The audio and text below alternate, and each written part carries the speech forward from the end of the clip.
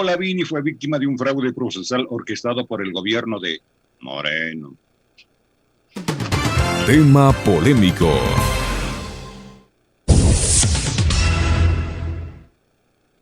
Al poco tiempo de que Moreno salió del país, un medio digital hizo pública una investigación en la que revela que Olavini fue arrestado ilegal y arbitrariamente. Esta orden de detención ilícita habría sido fraguada por la ex ministra de Gobierno, María Paula Romo, el ex viceministro de Gobierno, Patricio Pazmiño, el ex director de la Dirección General de Inteligencia, Freddy Ramos, y los oficiales de inteligencia, Francisco Saavedra, Paul López, Jorge Cortés y Mauro Vargas. Según el medio digital, el montaje contra Olavini fue planificado porque la entonces ministra Romo necesitaba presentarle a Moreno, un culpable, frente a la acusación de intentar desestabilizar al régimen, y específicamente tras la filtración de los INA Papers. Esta fue parte de las declaraciones de la entonces ministra de Gobierno, María Paula Romo. La pista la tuvimos a fines de febrero de este año, a fines de febrero del 2019, cuando viajaron con diferencia de un día a Venezuela. Estos datos, además de la identidad y la ubicación de 2 hackers rusos que también se encuentran viviendo en el Ecuador, será entregada en las próximas horas a la Fiscalía General del Estado. No vamos a permitir que el Ecuador se convierta en un centro de piratería informática y no podemos permitir que actividades ilegales se desarrollen en el país, ya sea para perjudicar a ciudadanos ecuatorianos o de otros países o a cualquier gobierno.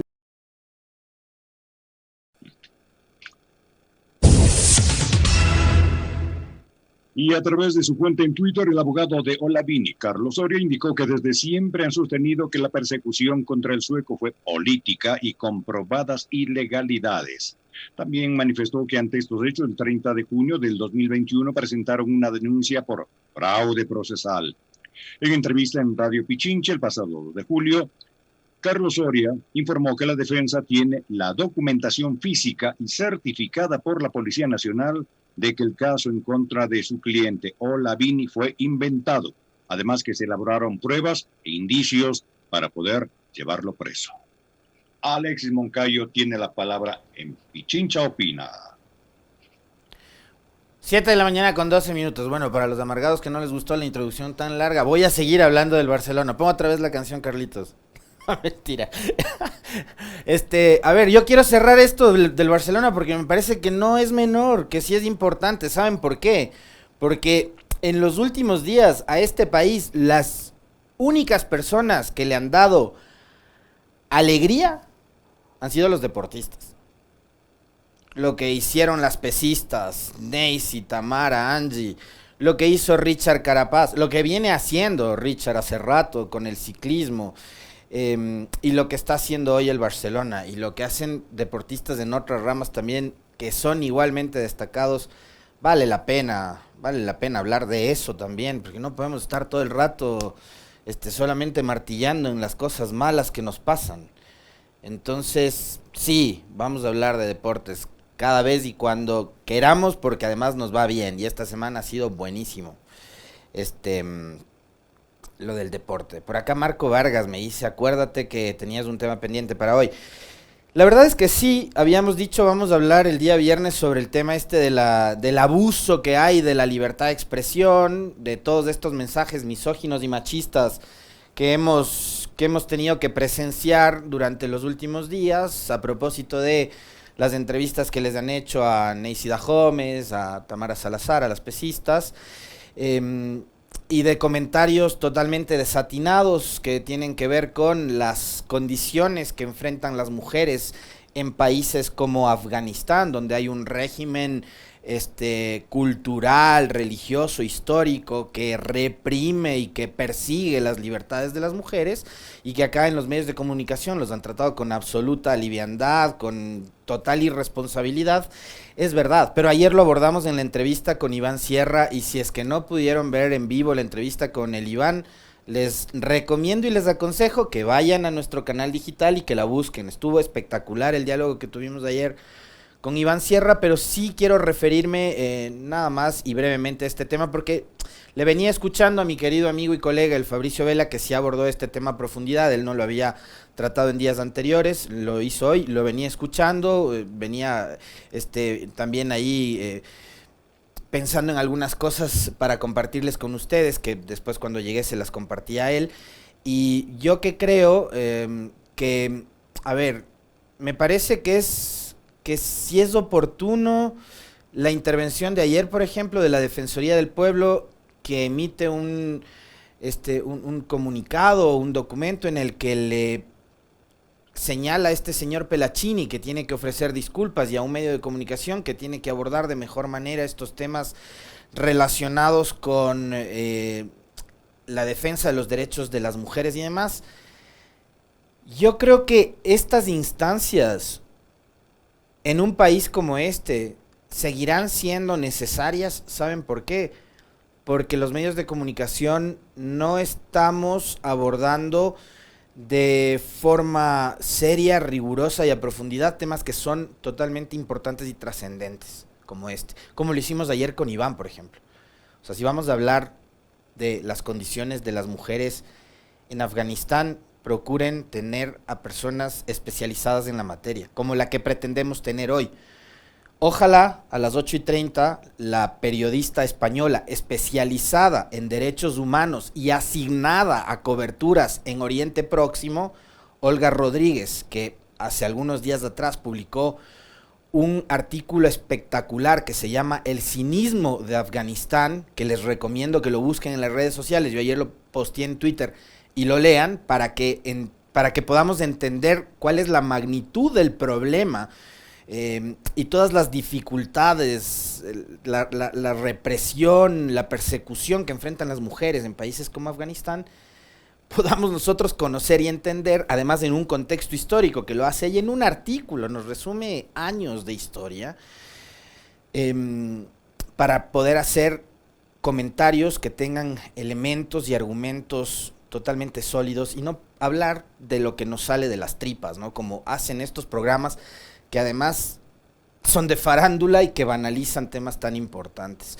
Entonces, acá hemos buscado la posibilidad de hablar con Olga. Ojalá podamos hacerlo. ¿Saben por qué? Porque en este momento ella se está trasladando hasta el aeropuerto de Barajas porque le han asignado nuevamente regresar de cobertura a Oriente Próximo. Ojalá pueda encontrar una sala en el aeropuerto que le brinde las facilidades para que se comunique con nosotros por vía telemática. Estamos haciendo ese esfuerzo y estamos esperando que Olga pueda encontrar precisamente ese espacio.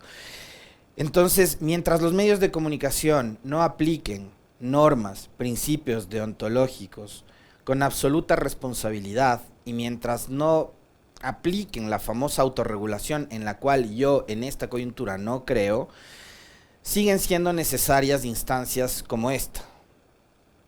Qué pena. O sea, es como pretender que mañana eliminemos la Agencia Nacional de Tránsito y saquemos todas las normas de tránsito que nos permiten vivir de alguna forma de manera ordenada, ¿no? Entonces, yo sí respeto al peatón, en cada paso cebra voy a parar, no hay necesidad de un semáforo. A ratos en sociedades como la nuestra, sobre todo, es necesario que exista autoridad y es necesario que exista regulación. No sé si ustedes creen, pero yo particularmente no creo mucho en este cuento de la autorregulación, y más con los medios de comunicación que tenemos. El otro día vimos un programa de televisión que al aire, en su estreno además, llamó cabrón a Leonidas Issa. Si a ustedes eso les parece bien, bueno. Creo que también queda en la decisión de cada uno el ver o no ver, el ser o no parte de la audiencia de determinados medios y de determinados periodistas. Eso también es parte de la responsabilidad que tienen ustedes como audiencias. Si a ustedes no les parece bien lo que se comenta y lo que se dice en este espacio, tienen la posibilidad de elegir entre una gama muy amplia de medios de comunicación, de televisión, de radio, digitales, de periódicos, que pueden elegir. Pero es su decisión, y creo que ahí también tenemos un elemento fundamental, construir también audiencias que sean cada vez más críticas. Por eso es que nosotros valoramos muchísimo lo que ustedes nos dicen a través de sus mensajes y de sus comentarios en la transmisión. Pero bueno, 7 de la mañana con 19 minutos, ya que me desvié totalmente del tema, vamos a retomarlo. Resulta que ayer un medio digital, este medio digital que le llamó cabrón a Isa, que a ratos quiere como lavarse la cara, saca una investigación. No hay tal investigación. La nota que dio lectura el profe da cuenta de unas declaraciones que dio el 2 de julio en este espacio, en este medio, con estos periodistas. Carlos Soria. ¿Quién es Carlos Soria? Carlos es el abogado de Olavini. En este espacio, hace más de un mes y medio ya, Carlos Soria dijo todo lo que ayer han revelado en la investigación, que había la intención de desviar la atención por los temas relacionados con INA Papers, que es este escándalo de corrupción en el que estaría involucrado Lenín Moreno y su familia, y que había ahí un agente que era, perdón, un agente de inteligencia, un informante, no sé qué, que le decían el ruso, pero que finalmente es de nacionalidad argentina, que se convirtió en un sapo, ¿no? En un soplón, y que decía, y que llevaba y que traía información, y que hablaba de los famosos hackers rusos, que finalmente no terminaron siendo hackers ni rusos, sino que terminó siendo un programador de computadoras de nacionalidad sueca, perseguido por un gobierno que lo que estaba haciendo, como pasó en octubre del 2019 y como pasó en muchísimos otros casos, estaba llevando adelante una cacería de brujas y estaba tratando en ese momento de soltar una caja china y una cortina de humo para tapar lo del caso INA Papers. Y necesitaban algo muy potente. ¿Y saben qué fue? Fue Olavini el pretexto necesario como para sacar a rastras y a patadas a Julian Assange de la Embajada de Ecuador en Londres.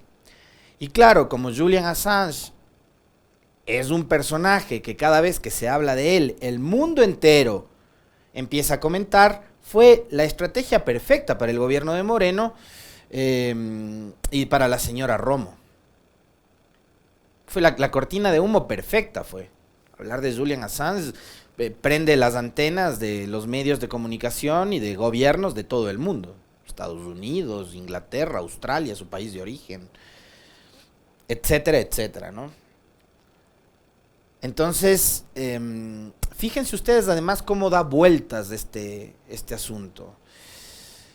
Yo ayer, a partir de la noticia que se conoció el miércoles, muy amable, gracias, el cafecito. A partir de la noticia que se conoció el miércoles de que Lenín Moreno decidió elevar anclas y marcharse del Ecuador, a vista y paciencia de todo el mundo, incluida la justicia ecuatoriana, que no movió un dedo, a pesar de que dijeron de que iba a haber sorpresas en el caso INA Papers, les mencionaba todos los casos que arrastraba Moreno en su paso por la presidencia de la República, por los cuales debería haber rendido cuentas a la justicia. ¿Y saben qué pasó? Que cada hora me iba acordando de un caso nuevo. Yo les hablaba del tema INA Papers, les hablaba de la pandemia y de las muertes que provocó su desidia, les hablaba del reparto de los hospitales, de toda la corrupción que hubo en torno al manejo de la pandemia y demás. Pero ¿saben qué? También se nos pasó, o bueno, se me pasó, porque en realidad fue una omisión mía. Se me pasó el tema de el equipo del comercio, pues. Su negligencia y la negligencia de todo su equipo de ministros y de funcionarios que manejaban la seguridad en esa época y que costó la vida no solo de Javier, de Paul y de Efraín, sino de civiles y de militares. Yo todavía no he visto que el gobierno de Moreno y toda su gazada ha respondido a los familiares, pues, de Javier, Paul y de Efraín. Yo no he visto todavía que ellos le han dado ahora una respuesta real a los problemas que ocurrieron en esa época y que provocaron el secuestro y la muerte de compatriotas, entre ellos un equipo periodístico.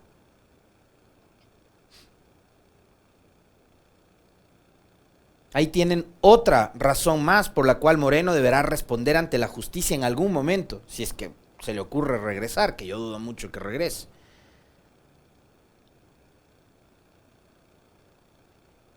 Y así, por el estilo, van apareciendo cosas, ¿no? Y ahí tenemos las violaciones a los derechos humanos de un compatriota. ¿Quién? Julian Assange. El otro día, recordarán ustedes, hablamos aquí con Fidel Narváez. Entre entre la larga lista de mentiras del gobierno de Lenín Moreno está la que fue a decir José Valencia, su canciller, en el pleno de la Asamblea. Porque además, ¿qué gobierno fue el que le entregó la nacionalidad ecuatoriana a Assange? ¿Saben qué gobierno fue? Fue el gobierno de Moreno, con la señora María Fernanda Espinosa en la Cancillería. Y fue ese mismo gobierno que violó sus derechos y que permitió que fuerzas extranjeras ingresaran a nuestra embajada, suelo ecuatoriano, y lo saquen a patadas a Assange de ahí. Tienen que responder por eso también. Y ahora van a tener que responder por la violación a los derechos humanos de Ola Vini, un ciudadano sueco que vino al Ecuador y que ha sido parte de los Campus Party, de un montón de eventos relacionados con tecnología, con internet, con programación de computadoras y demás, que debe estar arrepentido de haber venido al Ecuador. Un ciudadano que nada tenía que ver ni con la infiltración en los aparatos del Estado, ni con el hackeo de las cuentas de las instituciones públicas, ni con Patiño, a quien le acusaron de haber viajado con él a México, a Rusia, no sé dónde, etcétera, etcétera. Lo persiguieron, lo encarcelaron, lo maltrataron, le tienen con prohibición de salida del país a Ola Vini. Y saben una cosa, en esas mentiras, en todas estas mentiras del gobierno de Moreno, de sus funcionarios, hubo un blindaje mediático realmente absurdo, ridículo y patético. Y quienes en algún momento también tendrán que darle la cara al país por todas las mentiras que ayudaron a sostener y que replicaron y amplificaron serán los propios medios de comunicación. ¿Recuerdan ustedes que días atrás un periodista especializado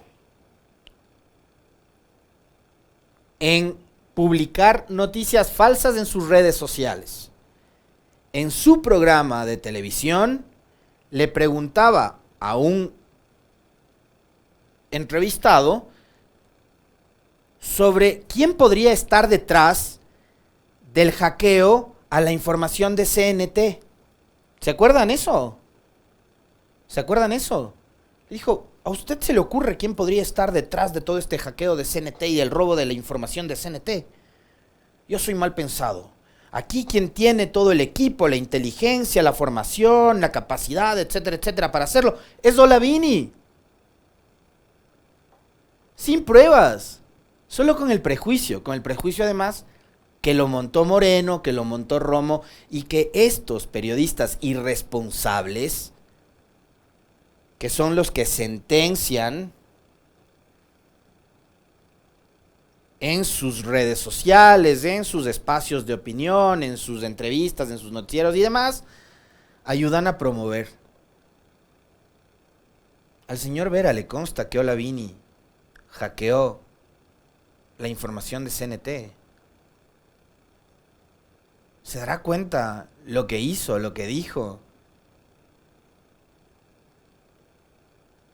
Y después, si es que a Ola Vini, con sus abogados, que además son tipos muy serios, el doctor Soria y Pablo Zavala, personas a las que además yo considero y respeto muchísimo, se les ocurre enjuiciar a Vera por lo que dijo y por la acusación totalmente irresponsable, están en todo su derecho de hacerlo.